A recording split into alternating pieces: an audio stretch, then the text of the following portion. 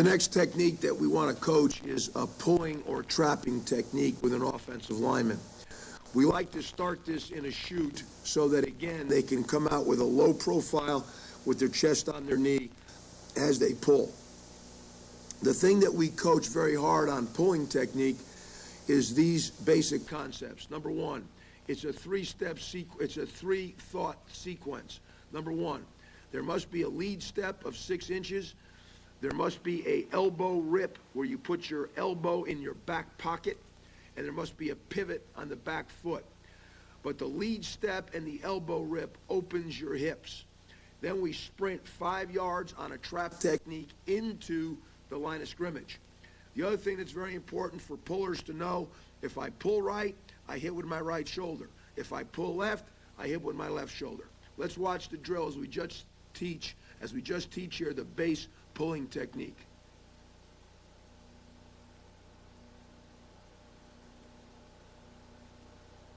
Again, you can see the elbow whip. You'll see the elbow whip and the lead step. That's what we're trying to get done. We're trying to get a lead step, then a pivot on the back foot to open the hips up. I think you see a real good example of it in those pictures right there. Now we go the same drill, pulling to the left. Again, pulling to the right. The first one was pulling to the left. Here you can see, again, the chute is utilized tremendously, keeping a low pad level as you come off. You can see number 70 do it very naturally. You see the second kid, number 64 right here, do it unnaturally. You can see 70 has no problem with it. That's the way it should be done. Lead step, put the elbow in the back pocket, pivot on the back foot, work into the line of scrimmage. You can see the angles going into the line of scrimmage. Again, pull right, hit with the right shoulder. This would obviously be for a trap technique.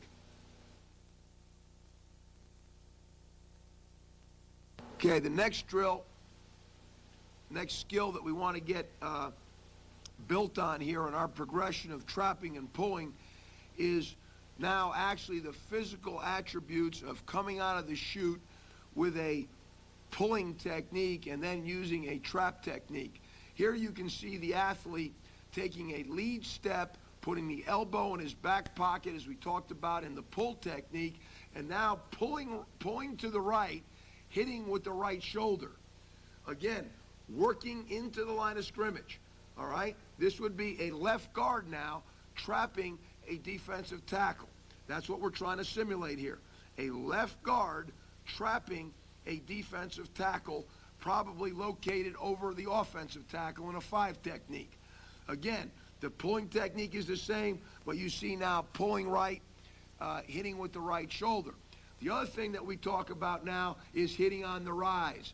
Now as you pull and trap, arch your back, bring the forearm in there, a forearm lift to, again, develop more force and punch. Excellent technique here by this gentleman pulling to the right. Again, develop more force and punch. Excellent technique here by this gentleman pulling to the right. Again, you see the forearm lift as the gentleman comes right here. Now here we are pulling to the left. Excellent pulling technique, excellent angle. The only thing that we don't like about this one would be we'd rather have him hit with his shoulder. Pulling to the left, hit with the left shoulder. Let's watch this next athlete. That's a little better. I don't like his head down right here. It's a danger signal that he's going to end up on his face. Now let's watch this again. Pulling back to the right, another rep. Again, don't like it as much. We want to see the shoulder in there as we pull. So that would be the pull and trap drill out of the chute. The next drill that we're going to talk about here is the rip technique, which we utilize on inside release versus a covered defensive lineman. For example, this could be the right tackle playing against a 4 or a 5 technique where a defensive end or tackle is covering an offensive lineman. This could be for a right offensive guard in a 4-3 defense with a 3 technique on him. Whatever the technique, or a tight end with a defensive end or outside linebacker on him. In each case, we must have a release technique off the line of scrimmage. The technique that we like to utilize as a base technique is what we call a rip technique. In this technique, the tackle, in this case, or the offensive lineman in this case, must step with his inside foot square. We don't want his shoulders to be parallel to the line of scrimmage.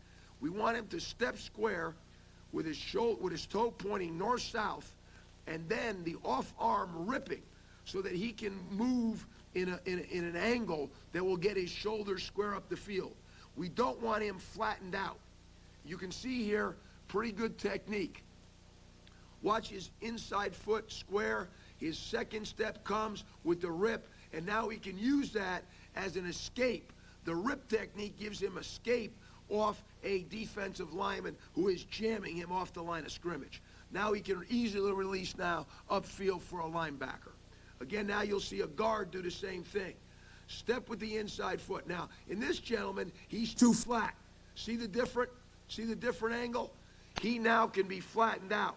He's going to have a tough time blocking a linebacker who is over the man inside him. He's too flat. This is also a product of his first step not being square enough up the field. Here's a center now escaping. Step and rip. Escaping off a shade nose. Same concept. Here's a left guard now, inside releasing. That's a good job right there. Good rip, shoulders are square. Here's a left tackle, inside releasing. You can see that we like to go right down the line to get maximum number of repetitions. Good job here. Square first step, rip up the field, shoulder square, off arm comes. Now, the next drill that we use is rip versus shields.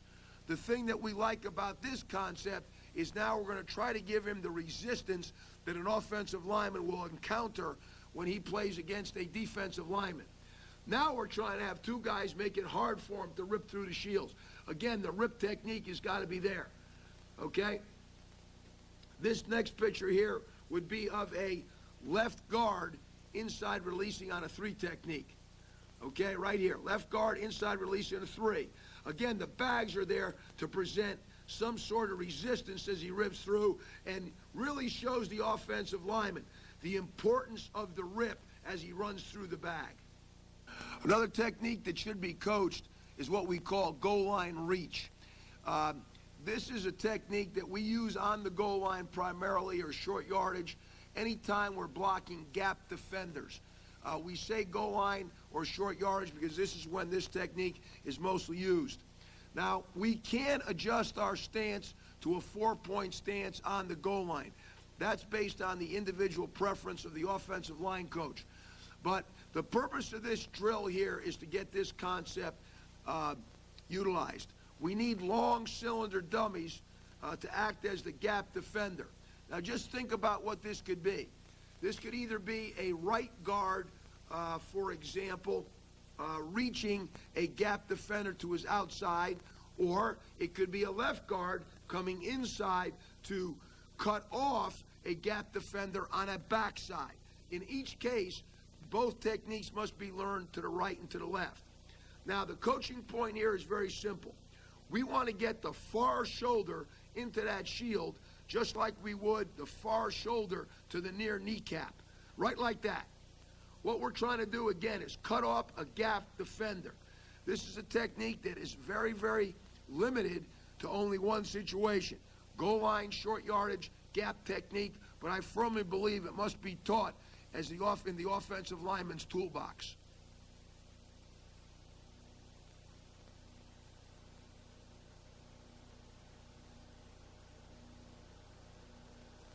Again, the coaching point here is to get that shoulder there and keep your feet moving. Keep your feet moving. That's a pretty good idea right there. Now you can get not only the gap cut off, but create that couple of 6-inch movement against a gap defender. It may make the difference when the ball's on the 6-inch line. But we want to get those feet going. And again, you can see the offensive lineman here trying to get square up the field.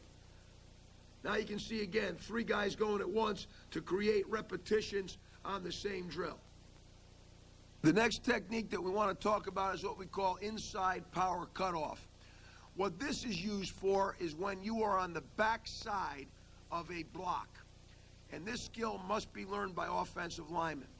Now, this picture that we have right here, let's just picture this as a situation where number 77 is the right guard and number 70 is the right tackle. Both offensive linemen have outside techniques aligned on them from a defensive line standpoint. The ball is going to their left. It's a play that may cut back. So they don't want to zone it inside.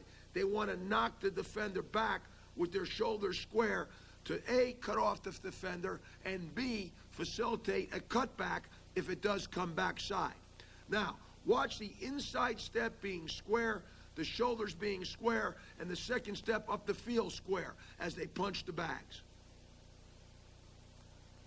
Again, we want to make sure that A, the inside step will take away any slant. The second thing we want to do is we want to create running lanes by keeping our shoulders square and knocking the defender back. If we just take a flat cutout angle, sometimes the defenders will flatten us into the hole. And that's a great picture of it with those two offensive linemen. The next drill that we're going to talk about here is a down block progression.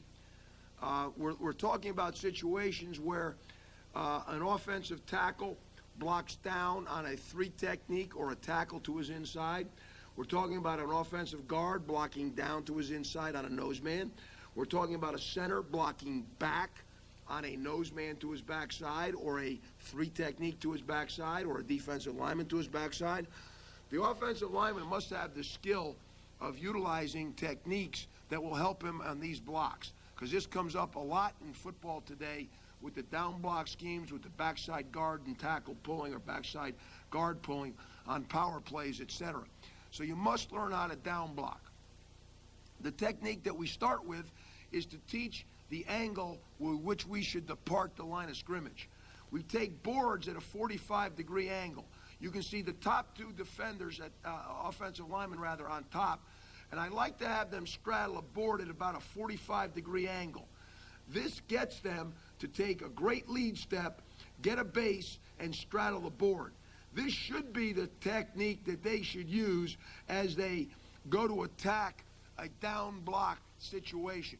So we teach this here. If you watch number 63, the second offensive lineman from the top on this diagram, you will see excellent technique.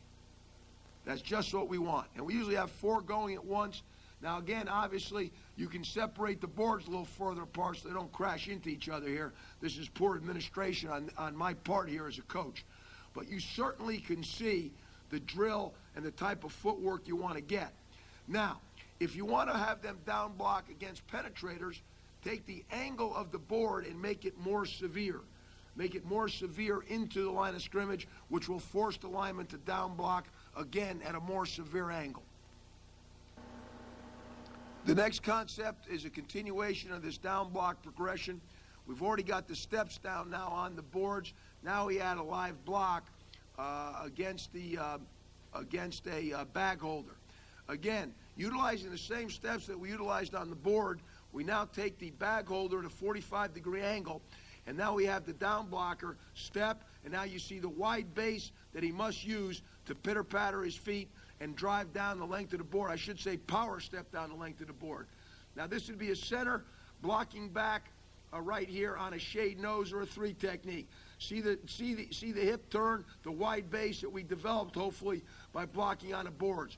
But you must create the footwork and the block backs. This is a center blocking back so we can pull the guard to the right. Now this would be a left guard blocking down on a nose man here. Same technique, same footwork. See the wide base that was taught on the board. See the punch, etc. Again, this is a left tackle blocking down on an inside defender to his inside. Punching, keeping your feet straight. Square down the board. Notice how his hip opens with that lead step. There's the same punch that we work on in the drive block progression, and now it's a matter of just accelerating your feet down the board. Again, there should be a little more violence in this drill. This is a little better punch here on the down block. I also would like to see a little more of a first step here.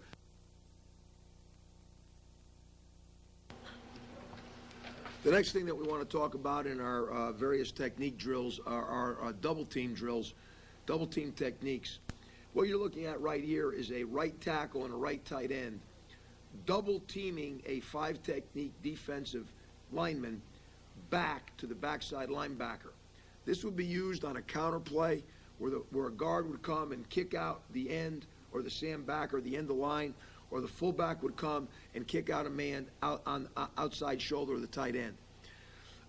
We also would have to have someone here filling, obviously, for the front side linebacker. But this double team is a technique to the backside linebacker used on counter or power plays where you're pulling the backside guard or tackle to seal and you're kicking out an end. The key coaching point here is that the covered man, who's the right tackle here, must step square up the field and take half the man. The right tight end must step square up the field and take half the man. The biggest problem with double teams is they work against each other. One guy works up the field, one guy hits at a 45-degree angle, and you work against each other. We're trying to step square so we can knock the man back. Let's take a look at this double team.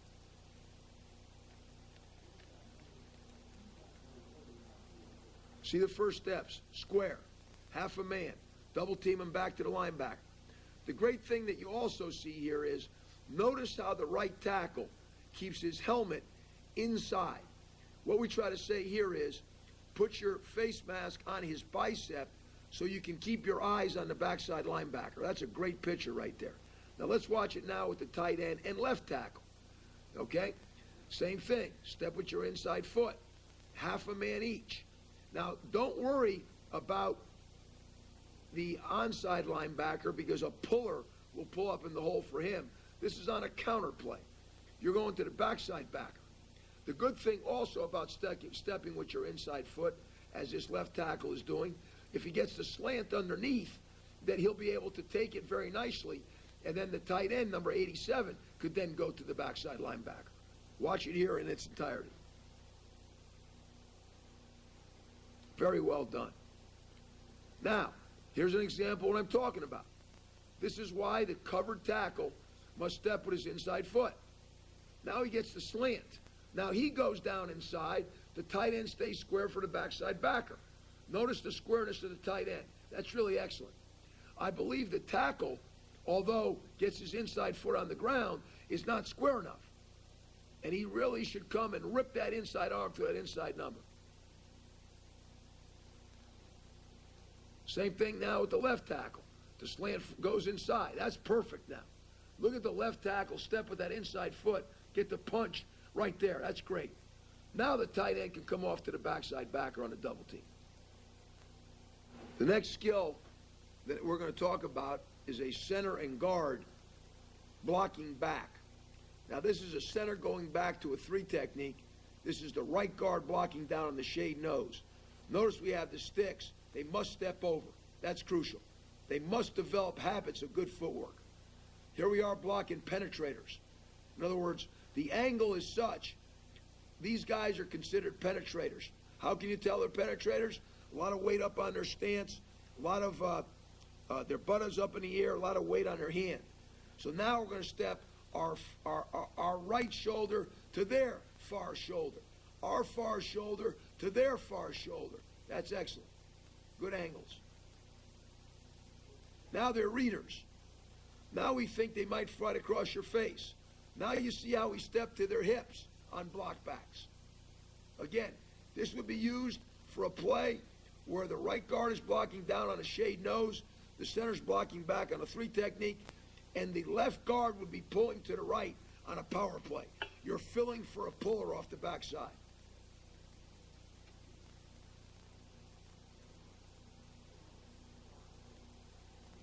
Again, you see the going right, going left. Now we're working on penetrators. Notice the board. Notice how they must step over the board.